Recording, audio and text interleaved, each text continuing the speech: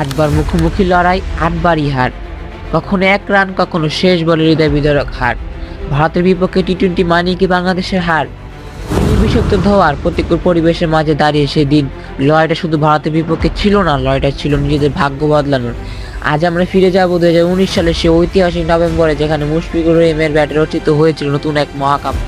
সাকিব নেই, তামিম নেই, তারুণ্যের ঠাসা একটা দল নিয়ে রোহিত শর্মার ভারতের মুখোমুখি মাহমুদুল্লাহ বাংলাদেশ। টসে জিতে ফিল্ডিংয়ে নেমেই শুরুতে ধাক্কা। বিপ্লব আর আফিফদের ঘূর্ণিতে যখন ভারত ১৪৮ রানে আটকে গেল, তখনও কেউ ভাবেনি দিল্লির আকাশে আজ লাল সবুজের পতাকা উড়বে। কিন্তু লক্ষ্যটা যখন ১৪৯, ইতিহাস তখন হাতছানি দিচ্ছিল।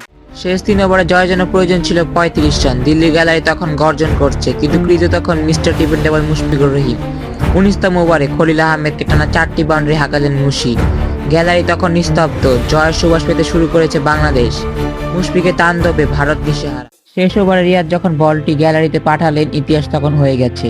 ৯ নম্বর চেষ্টায় এলো প্রথম জয়। ৭ উইকেটে এই মহাকাব্যিক জয় শুধু একটি জয় ছিল না, এটি ছিল বিশ্বাস, আমরাও পারি।